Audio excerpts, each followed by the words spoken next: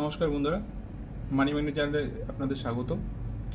আজকে আমি একটা ফার্মাসিউটিক্যাল কোম্পানি আইপিও নিয়ে একটু আলোচনা করব, যেটা যদিও এখনও মার্কেটে লঞ্চ করেনি, সেটা লঞ্চ করবে, সেটা নিয়ে আমি একটু বলবো।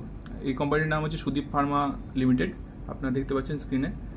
এটার যদি আমি একটু বেসিক কিছু ইনফরমেশনে আসি, এই সুদীপ ফার্মা লিমিটেড আইপিওটার লঞ্চ করবে 21শে নভেম্বর, আর এটা ক্লোজ হয়ে যাবে হচ্ছে 25শে নভেম্বর, মানে 4 দিন মার্কেটে থাকবে আপনাদের অ্যাপ্লাই করার সময়। আর টেন্টেটিভ অ্যালটমেন্ট হবে হচ্ছে 26শে নভেম্বর, আর আপনাদের রিফান্ড আসা শুরু হবে 27শে নভেম্বর থেকে, এবং আপনাদের ডিম্যাট অ্যাকাউন্টে ক্রেডিট হবে শেয়ারগুলো 27শে নভেম্বর থেকেই, এবং এটা লিস্টিং হবে মার্কেটে 28শে নভেম্বর। আচ্ছা, এর আইপিওটা একটু যদি সামান্য ইনফরমেশন যদি দিয়ে দিই আমি আপনাদের। এই আইপিওটার ফেস ভ্যালু হচ্ছে 1 টাকা পার শেয়ারে, ভালো।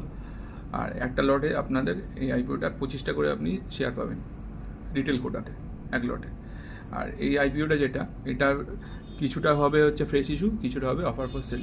টোটাল যে ইস্যু সাইজ যেটা মার্কেটে আসছে সেটা হচ্ছে 895 কোটি টাকার।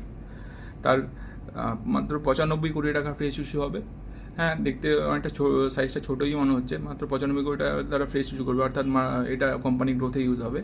এবং বাদ বাকি যে 800 কোটি টাকা সেটা হচ্ছে অফার ফর সেল, অর্থাৎ প্রোমোটাররা, মানে এই কোম্পানির প্রোমোটাররা এই 800 কোটি টাকার শেয়ার বেচে বেরিয়ে যাবে। আচ্ছা, এই ভিডিওতে এই পর্যন্তই।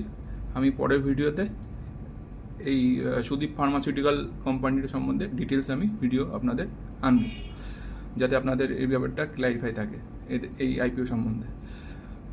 ভিডিওটা কেমন লাগলো জানাবেন, আর কমেন্টের মাধ্যমে জানাবেন। আর এই আমার চ্যানেলটাকে সাবস্ক্রাইব করবেন, লাইক করবেন, বন্ধুদের মধ্যে শেয়ার করবেন। ধন্যবাদ।